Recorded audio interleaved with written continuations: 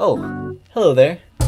Do you find that you have a bunch of hot items to sell, like this Nintendo Switch, or this perfectly working $10 iPad? I'm going to show you all of the best ways to sell on Facebook Marketplace, from taking pictures, setting up your account, any common problems, start to finish. I'm going to walk you through how to do the whole thing and how to get top dollar for everything you own. If you want to learn how I got this 10 likes, and I'll drop a video about the secret place / technique I use to get perfect items to resell. If you're new to this channel, I post buying and selling videos like this to help you earn a couple extra dollars. I also have a few projects and other fun things. So if you do all the YouTube stuff down below, like what you see, helps a ton. Like, comment, subscribe. Let's get right into it.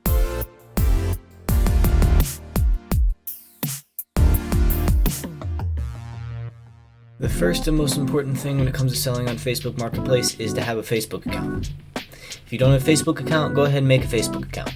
Super easy, I'll show you how to do that. First things first, you gotta go to facebook.com and click create a new account. Fill out your information.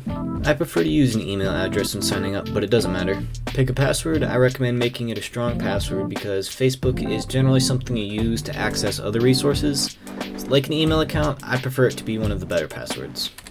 When you set your birthday, if you're not over 18, you will not have access to Facebook Marketplace, so make sure you're over 18 years old.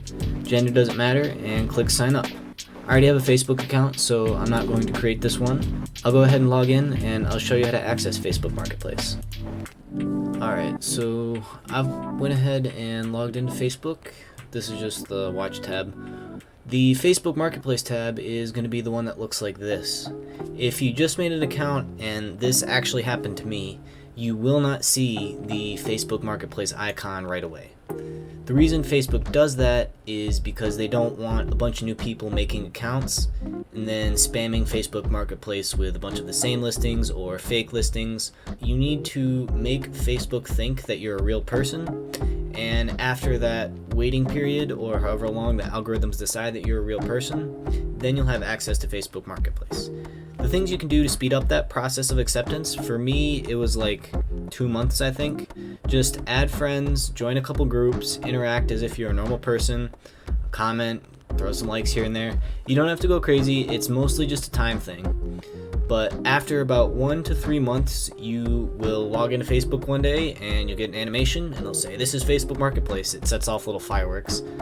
And then you can go ahead and you'll be right here. So if you want to buy things on Facebook Marketplace, you can just scroll through and click on whatever. This is where it tunes your recommendations. As you can see, it's all computer stuff and cars. So if you want to buy something, you can just click on a listing and message.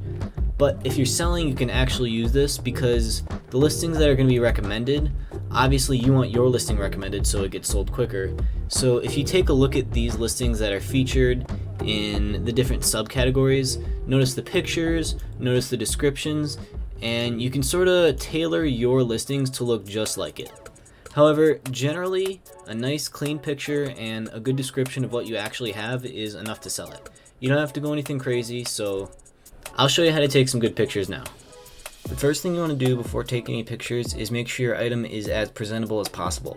If you're selling something like furniture or anything that has wear and tear, clean it off, make sure it looks nice and pretty. This iPad that I'm using for this has a bunch of stickers on it, so I'm just going to go ahead and scrape those off and use some isopropyl to get rid of the sticker residue. After your item is all clean, what you're going to do next is take some pictures.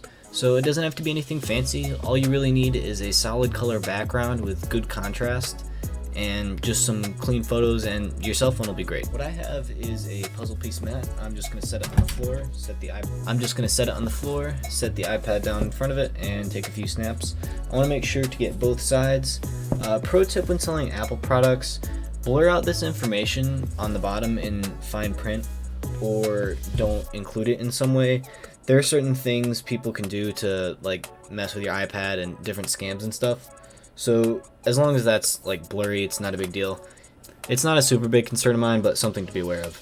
So I'm going to take those pictures and I'll be right back to show you how to make the listing. Alright, so the first and the most important thing that you're going to do is add the photos for your listing. Make sure the first photo that you add is the most eye-appealing and the best photo overall, because that's the one most people are going to look at. Now, I went and edited in some text on this one. I just think it looks nice and it might get some more people to click on it.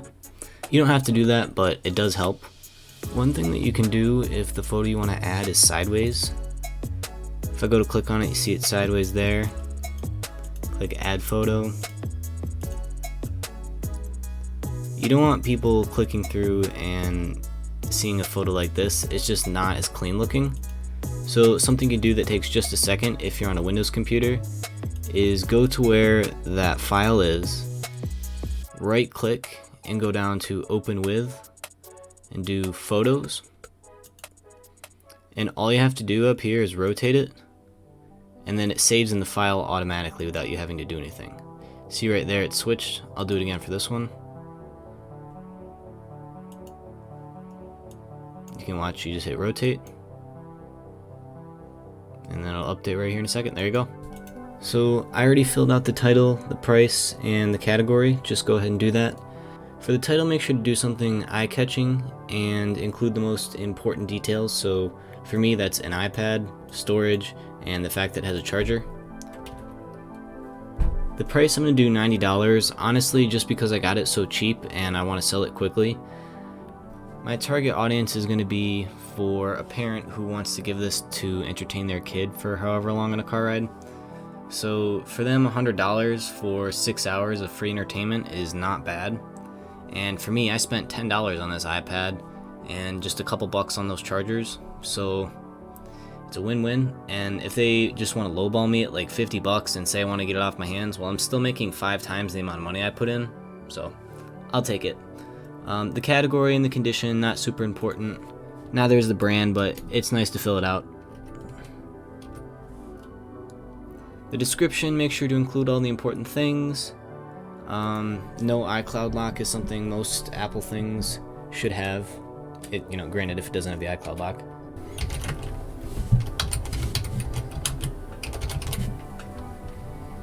Alright, so it says update down for me just because I'm updating this, but it would be post if you're making the post for the first time. Alrighty. And you can see I've already sold plenty of iPads in the past. $120 here, 60 bucks here, 70 bucks there. They're pretty profitable, and honestly it's super easy to sell them because everybody wants to buy them. As you can see here, it's only been a day and I've already had 2 separate people message me about this iPad. They both asked some questions, and it looks like it's just a first generation iPad. I didn't have that in the description originally, so I went and added it again. Not a lot of people like those if you're like a college student or whatever trying to use the iPad to stream Netflix. I know it won't do the most up-to-date version of Netflix, but again, somebody's gonna want it, and this is like the first day. When I used to sell on Craigslist and other places like that, before I had a Facebook Marketplace, it would be like 2 weeks before you'd even get like a couple messages. So just to be able to get 2 messages when the first day is really reassuring. I'm gonna go ahead and leave this up. If I don't end up selling it for the next week, I'm probably gonna reduce the price a little bit, and I'll keep doing that until I hit about 50.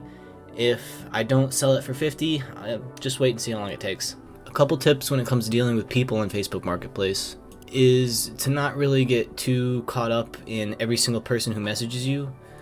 You don't want to waste a bunch of time and effort because a lot of times people will ghost you, and that's alright. Just don't spend too much time and effort. If someone really wants the item, they'll go out of their way to reach out to you and contact you. So don't get impatient if you want to sell something like right now and you had like one person say, I'll think about it. I'll think about it is code for I'm never going to buy this item.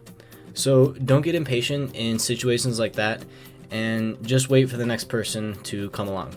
If no one's buying it, just reduce the price or try to sell something else. Another tip would be try to meet up in common places. I like to meet up at Walmarts. I know McDonald's are pretty good. It just makes everyone feel a lot more comfortable if it's not at somebody's house. You'll be able to get the best deals, both buying and selling, if you have a car and you're willing to drive.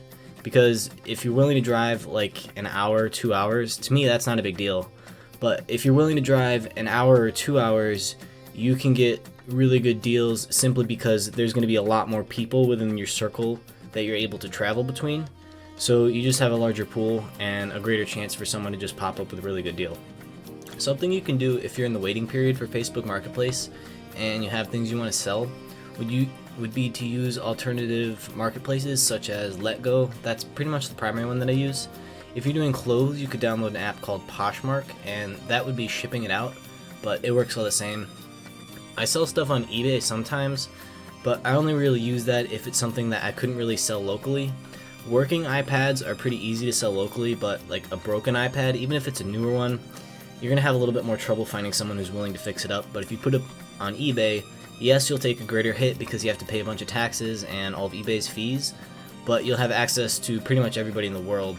So it's sort of worth it if you have something that's worth money, but only to like a few people.